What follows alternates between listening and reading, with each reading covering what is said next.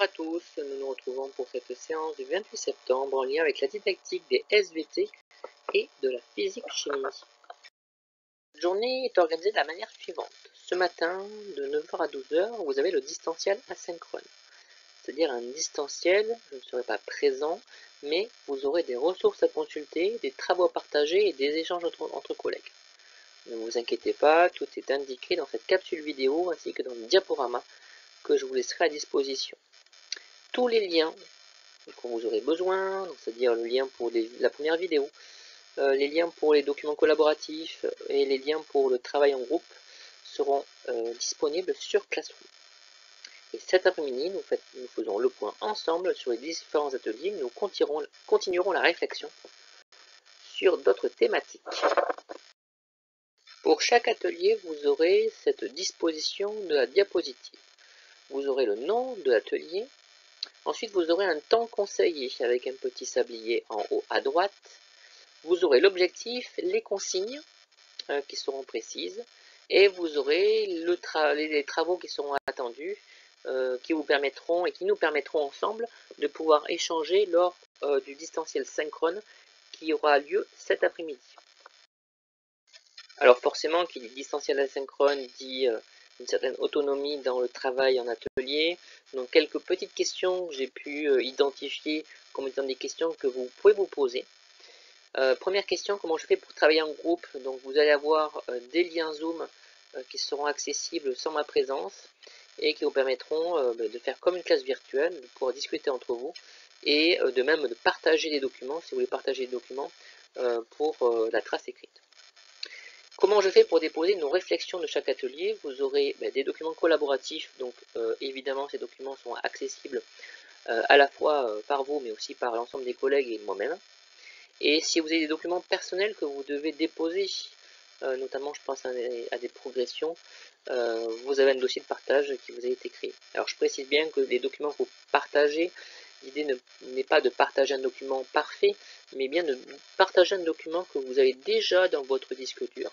Ne perdez pas de temps à l'améliorer et le modifier, vraiment partagez exactement ce que vous avez, ça sera un terreau de travail intéressant pour cet après-midi. Qu'est-ce que vous faites si vous avez un problème technique? Par exemple, un lien de visio qui ne fonctionne pas ou un document qui ne fonctionne pas. Donc vous pouvez utiliser le groupe WhatsApp qui a été créé ou bien utiliser le groupe Classroom si besoin. Et si malgré tout vous n'arrivez pas à trouver une solution, vous pouvez envoyer un message, un SMS, sachant que je ne vous garantis pas d'une réponse immédiate ce matin. Donc nous allons commencer par l'atelier 1 sur les différentes étapes d'une séance de cours. Alors avant de commencer, je voudrais rappeler ou présenter deux définitions qui sont importantes dans notre métier. On appelle le genre professionnel et le style professionnel. Alors le genre professionnel, on l'utilise aussi comme étant, qu'on appelle aussi les règles métiers. Donc c'est l'ensemble des normes qu'on définit dans chaque métier et qu'on considère comme étant une norme qui doit être appliquée par chaque professionnel. Donc quels que soient les enseignants, dans n'importe quelle discipline, finalement, on a tous les mêmes règles métiers. Maintenant, à savoir lesquelles, et c'est l'objectif de cet atelier-là. Mais chacun est différent, chacun a sa façon de faire, et chacun a son style professionnel. Donc en fait, c'est la façon dont l'enseignant va s'approprier la règle métier. Donc évidemment, c'est propre à chacun, et ça dépend de la personnalité de chacun. Tout ça pour vous dire que l'objectif, vous avez un tuteur terrain. L'objectif n'est pas de répéter exactement le style professionnel de votre enseignant-tuteur, mais bien de récupérer, d'identifier dans les observations que vous allez pouvoir faire dans sa classe, les règles métiers qu'il applique, que vous allez devoir appliquer vous aussi, mais de vous approprier votre propre style professionnel de chaque règle métier. Alors nous arrivons sur ce premier atelier, donc temps 1 sur les différentes étapes d'un cours. Donc vous avez le petit sablier, donc la vidéo dure 4 minutes, le temps d'ouvrir, etc. On va dire qu'on a 6 minutes de travail ensemble là. Et donc l'objectif c'est prendre conscience du style et du genre dans nos pratiques professionnelles. Donc individuellement, vous allez pouvoir prendre connaissance de l'enregistrement d'un début de cours. Donc le lien est sur Classroom. Et je vous ai mis le déroulé de la séance de mathématiques. Vous n'avez pas dans cette vidéo les 55 minutes de la classe, vous avez uniquement les 4 premières minutes. mais vous avez besoin de savoir ce que fait l'enseignant par la suite. Donc, vous avez ici le fait que après ces 4 minutes, après cette vidéo, elle présente une tâche complexe. Puis ensuite, elle va les mettre en groupe de 3.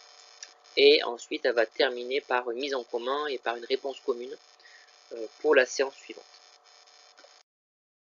Et donc, une fois que vous avez pris connaissance de l'enregistrement du cours de cet enseignant, en groupe, donc vous allez vous mettre en groupe, alors à vous de vous organiser pour vous répartir de façon homogène dans chaque groupe, qu'il n'y ait pas une seule personne dans un groupe et tout le monde dans l'autre groupe, donc ça je vous laisse le faire. Vous allez répondre à ces questions-là. Donc vous allez essayer d'identifier dans cette vidéo les différents gestes professionnels réalisés, c'est-à-dire le genre, les règles métiers qui sont appliquées par l'enseignante durant ce début de séance. D'identifier ensuite son style propre à elle, dans chacune de ces règles métiers. Et ensuite, si possible, vous allez essayer d'identifier, donc là il faut avoir une relecture personnelle de sa pratique professionnelle, quel est votre style en tant que tel pour la règle métier que vous avez identifié dans la vidéo. Et donc pour consigner ces informations, vous allez utiliser le document collaboratif. Alors il y a différents documents collaboratifs, donc prenez un document pour chaque groupe et vous pourrez noter ici finalement à la fois les règles métiers qui sont appliquées par l'enseignante, son style et votre style aussi pour chacune des règles métiers qui sont appliquées. Donc on va pouvoir passer maintenant à l'atelier 2 qui va être basé sur la notion de séquence d'apprentissage. Donc ce temps 2 a pour objectif d'identifier en fait les invariants d'une progression. Donc avec une estimation de 60 minutes. Donc prenez à l'intérieur aussi de ce temps les pauses, etc., le temps d'ouverture des documents. Donc vous avez 1 heure pour bien finalement travailler ces invariants d'une progression. Alors là, je vais vous demander par contre en groupe disciplinaire. Donc séparez bien SVT, physique, chimie, parce que c'est assez important pour la suite ensuite du distanciel synchrone. Donc vous allez faire des groupes physiciens, chimistes et des groupes SVT.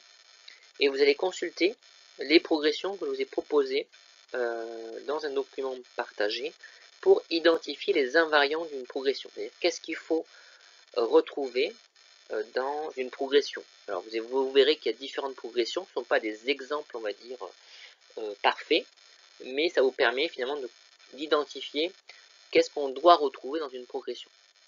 Et donc vous allez pouvoir déposer finalement vos réflexions sur un document collaboratif. Même principe, vous prenez un des documents qui sont mis à disposition et vous notez finalement vos réflexions sur cette notion de progression. Maintenant, pour ce temps 3, je vais vous demander de partager vos progressions pédagogiques. Donc l'idée, c'est pas de partager une progression qui soit impeccable, parfaitement réalisée. C'est pas du tout l'objectif que je vous demande. C'est vraiment de partager. Donc vous allez prendre dans votre disque dur, vous avez bien quelque chose, je pense, à pouvoir partager. Choisissez voilà, une progression ou plusieurs, même si vous voulez, que vous allez pouvoir déposer sur le dossier collaboratif et qui sera réutilisé cet après-midi pour une relecture. Donc voilà, surtout n'essayez pas de prendre du temps pour modifier des choses, pour essayer de copier des choses que vous avez pu voir dans les exemples précédents. Vraiment, prenez votre document vierge et partagez-le. C'est vraiment un document juste pour réfléchir ensemble et avoir un support de travail, on va dire, qui vienne de vous et que je ne vous impose pas un document qui soit un peu fictif et pas ancré dans vos pratiques pédagogiques. Donc nous allons arriver sur la fin de ce distanciel asynchrone. Si vous avez des questions sur les différents ateliers, donc des questions sur la progression, sur le genre, le style, etc., n'hésitez pas à les noter de votre côté sur un document, un papier libre, et à les poser lors de notre retour en classe virtuelle cet après-midi. Le travail asynchrone est terminé. Je vous remercie de votre participation. Je sais que ce n'est pas forcément évident de travailler de façon autonome, sans formateur, en distanciel en plus. Mais nous nous retrouvons du coup tout à l'heure à 14 h sur le lien qui sera indiqué sur Classroom pour pouvoir faire le bilan de ce distanciel asynchrone et continuer notre réflexion sur d'autres thématiques. Allez, à tout à l'heure.